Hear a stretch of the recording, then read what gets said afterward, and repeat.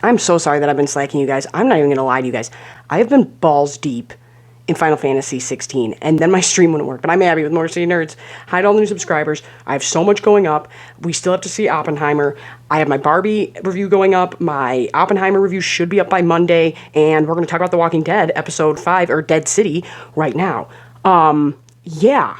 I am really having fun watching this, okay? Mom really, if you're on any of my social media, she really did not like that coagulated body. She did not like the human centipede thing going on there. Let's get right into this. Remember when I was saying that they were really going for a but like an evil twin flip version of Rick in the first couple episodes? It was very much like a Western. We had the silhouette of the gunslinger with the Marshal. We had all of that. We had the wanted poster. It's very much Western vibes. And then we had, and it was a little on the nose, but I liked it, the Negan with the don't open, dead outside, opposed to the Rick, don't open, dead inside. I kind of wish they would have had that in the first episode of this, and with that juxtaposition of that being the first episode of The Walking Dead, but I still liked it. I really was here for it.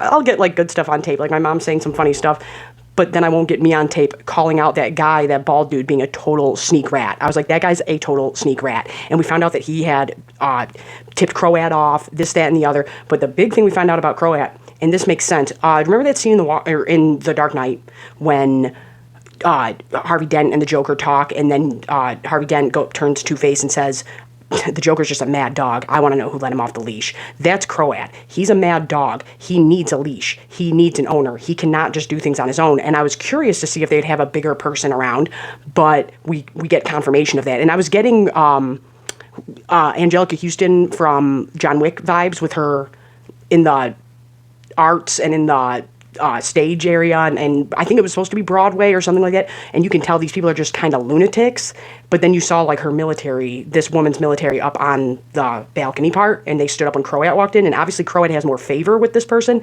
and comes in, smacks a drink out of somebody's hand, is like, I waltz right in, I do what I want, but we see that he is subservient to her, which means she's the big player, not him. Prior to him talking to her, when he pulls up, he's real mad. So it's like, you're going to get in trouble for what just happened. You're going to get in trouble for either losing product or power or whatever it is.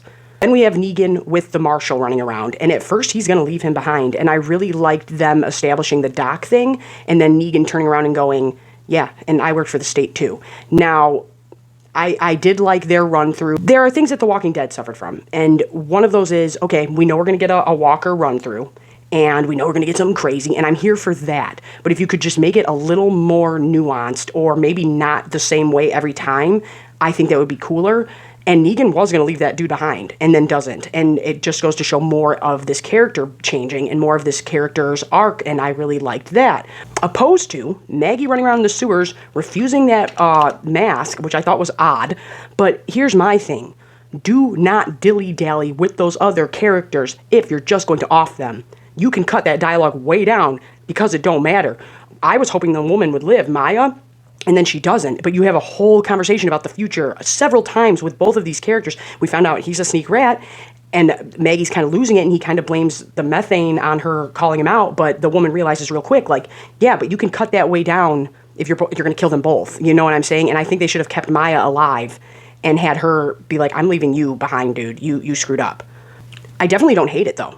I definitely do not hate it. I definitely am not saying it's bad. I'm just saying there's a few things we could snip down here or change here that would make it a bit more streamlined. That's all. But I am still really enjoying this. Let's get to the big stuff, because I was shocked that they did this. We have that girl being very standoffish of Maggie the entire time, right? The entire series. But she's standoffish from everybody, so it's not out of her character. Now, even more so, I think that Hershel is going to flip. I think that Hershel is going to get taken under Croat's wing, or this woman on the opposing side's wing, and like being there, or think he's important, or feels special. And Maggie's going to lose it. And now I think it even more because of what we find out about Maggie, and that she's been bullshitting this whole time. But that girl knew it, and she played her cards close to the chest. I wish they didn't rely on flashbacks so much, but this girl doesn't speak. And I feel like it would have hit harder if, like, the first time she spoke was going, you're a liar. you lied. But I didn't mind the writing on the wall and stuff. And then finding out, oh, Maggie's full of it. They ain't taking no goods from them. They had a full supply. They wanted Negan, and she's bringing him to them, and she lied to everybody. But now, more than ever, I'm like, oh, I thought Negan was going to die. I thought he was going to save Maggie and bring this character full circle, and he would die doing that. But then I was like, it could be Maggie. She'll lose Hershel. She'll snap. She'll become what Negan was and become this monster like she keeps saying he was, and that he truly is, and they just haven't seen it yet. And then she would end up dying. I was like, one of these main characters is going to bite it.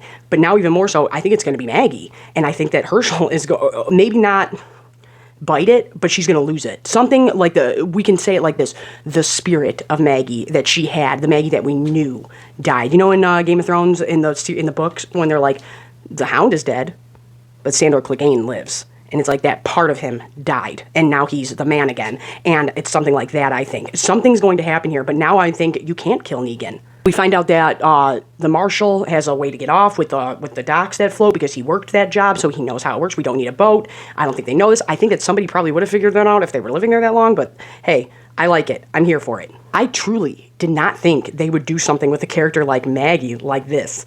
I really didn't. Now it's just like, wow, I don't like you. I hate you. Why not just off him then, and instead of bring him, unless there's some type of...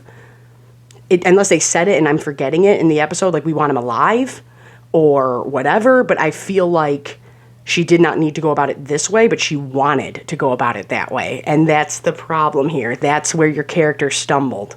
Yeah, screw you, Maggie. Screw you. Man, shifty rat. I did not, And now more than ever, like I said, she's going to be totally broken, not the character we knew, or she's going to die. And I do think Hershel's going to flip. What's the Dracula quote when they say, I think they use it in Gangs of New York. Leonardo DiCaprio says it. He's like, it's interesting being brought in under the wing of a dragon. It's warmer than you think. And so that's kind of what I think is going to happen with Hershel. But yeah, this is a short one. Oh, the sewer run, let's talk about that. My mom really did not like them coagulated together. She really didn't like that. And I thought that one was a lot cooler than the Negan Marshall one. But I understood what they were doing there. I do. And I thought like all the crazy stuff they were seeing was cool. I thought the imagery was cool. But yeah, Mom really did not like that human centipede thing going on. She really had a problem with that. But I'm Abby with Motor City Nerds. Make sure you like, share, comment, subscribe. We just got an interview with a vampire trailer, guys. We got one. We're gonna react to it. We're going boom, boom, boom tonight. I finished my Barbie review. I finished my this one. I got my Secret Invasion episodes 4 and 5 review going up right now. And tomorrow I'll be doing my Oppenheimer review. So we're gonna go boom, boom, boom, boom, boom. But now we gotta get this. We gotta move interview with the vampire right up to the front. But make sure you comment, share, subscribe. It really helps me out a lot. If you want to check out my Final Fantasy streams, you can. But for some reason, my sound wasn't working. Then I didn't know that the PS5 controller is a mic, and I'm like, so it sounds all funny. And so a lot of them, I was like, should I even post this? It looks like crap. It sounds like crap. But I'm having so much fun playing that game. I really, truly am. So yeah, thanks for stopping by. Tell me what you think about this episode, and yeah, stay safe out there.